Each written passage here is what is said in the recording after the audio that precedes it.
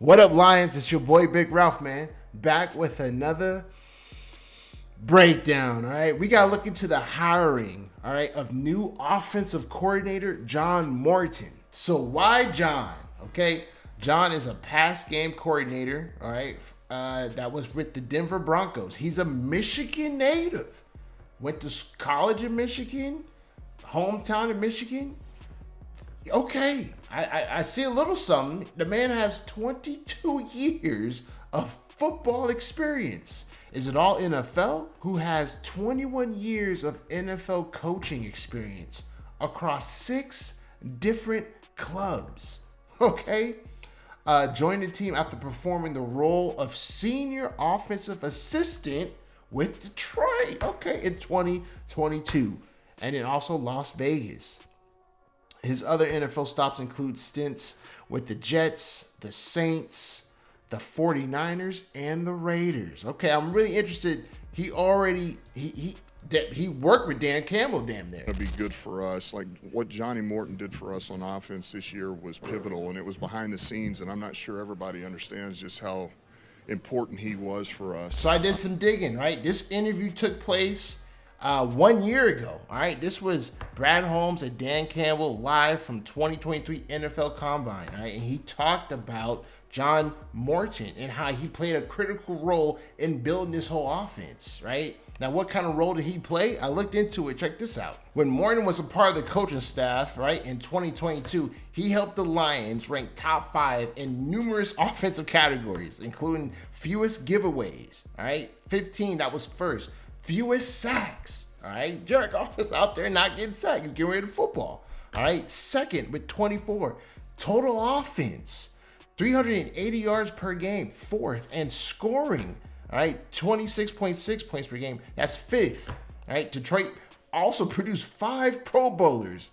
Right, with each player being a member of the offense. The offense was going crazy with senior assistant John Morton helping out, right? So how did he help out Dan, right? How did he help build this offense? How did he help Jared Goff? How did he help Ben Johnson? And I think the reason is this right here, you guys. This 22 damn years of experience, all right? To get someone who has 22 years of experience with 6 different clubs, look who he's been a part of, all right? Who he helped affect, all right? TJ Hawkinson, we all know him, all right? The damn center, Frank, all right? Let's look at other teams. Derek Carr. What other names pop up? All right, we have freaking Josh Jacobs.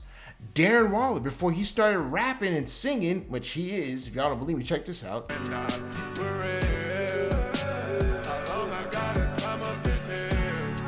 That's Darren Waller, y'all. He retired from the NFL to pursue a career in singing and rapping. All right, bless him. All right. So what's the whole benefit of 22 years of experience in the NFL? Like besides the obvious, you've seen all these different offenses. You've seen them work. You see them not work. Okay. You can keep an eye on Dan's blind spots, right? Because Jared Goff was coming off.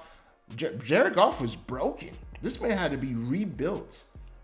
So this offense had to be rebuilt around him, right? So you have John, who's critical at seeing the development of a quarterback, who can keep an eye on Goff's development, right? Is he getting this offense that he's building, you know? And it worked out. It worked out to perfection.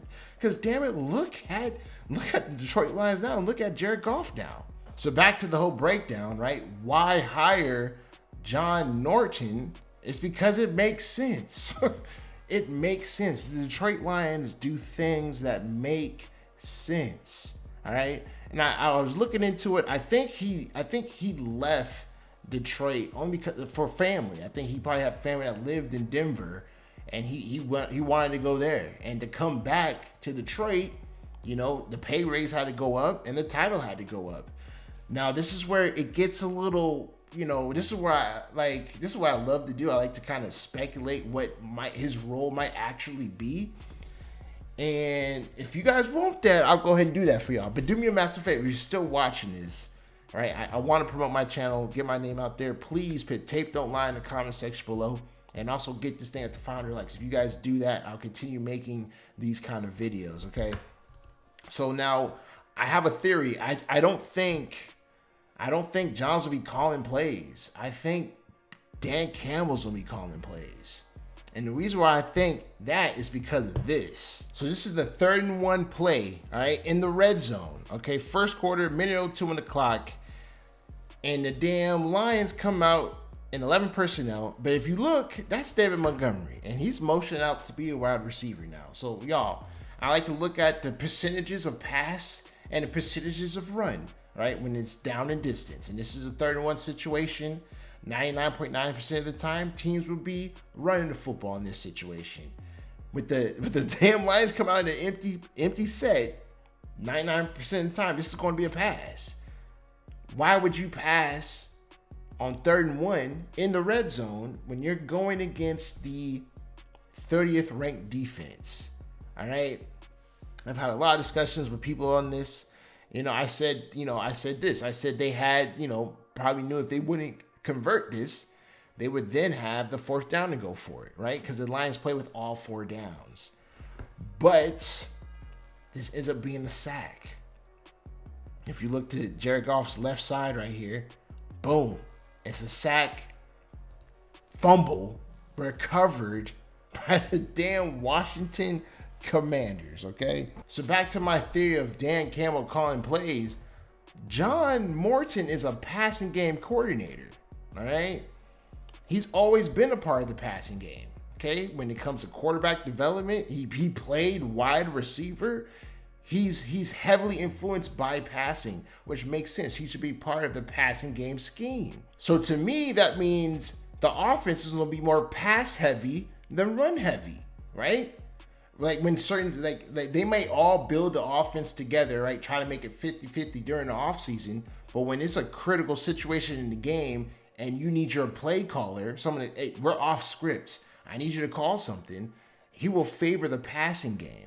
And I feel like because of this play, and I think he's not going to forget about this. And I also heard a little rumor that, Ben wanted to pass more of this game and Dan wanted to run more of this game. Because obviously they're going against the 30th ranked run defense. Okay, like I think Ben just kind of overthought it, which is another reason why Ben wants to go to Chicago, because he knows he could just have the passing game go crazy over there. I mean, you went over there, but look at those receivers. And then the quarterback, like Ben Johnson went to Chicago because he wants to pass that thing. And Dan, because of his offensive experience that I heard him say in the press conference, I think he's going to call the plays. I think he's promoting, John for more money and in the title, right? But I truly believe that he's going to be the one calling the plays. There's a lot of head coaches that call offensive plays, and, they have an offensive coordinator to help coordinate everything for them as they focus on the play calling during the game. Listen to this. That transition took place, hey, your offense, you call it. I'll have some things I want. Let's talk about Anthony Lynn, all right? When he first had when Anthony Lynn was his offensive coordinator at first. And then I'm with Brad because we're getting ready for the draft. I'm looking for players, free agency, blah, blah, blah, blah. And so you kind of allow all those things to happen, and it's a blind spot. And blind spot. That's why I got the way he talks about blind spots. He was too busy doing other stuff, and he wasn't really involved with the offense. Anthony Lynn was, and it wasn't what he envisioned or pictured because he wasn't that involved in it. So listen. It shouldn't be, because that's my area of expertise, if you will. So, and it shouldn't be because that's my area and it's a blind spot, and it shouldn't be because that's my area of expertise, if you will. So, I'm not going to allow that to happen. That's my area of expertise. He's not going to allow that to happen. This press conference came January 20th, 2025, y'all. All right? He's hiring this new OC, but Dan Campbell's going to be heavily involved in the offense, man. And I think he's going to be calling the plays this year. I do. I can't wait till the new press conference comes out when they introduce John Morton. So if you guys don't mind, please subscribe to the channel, because I will be breaking that down as well, all right? I'll see you guys in my next video. I'm out. Deuces.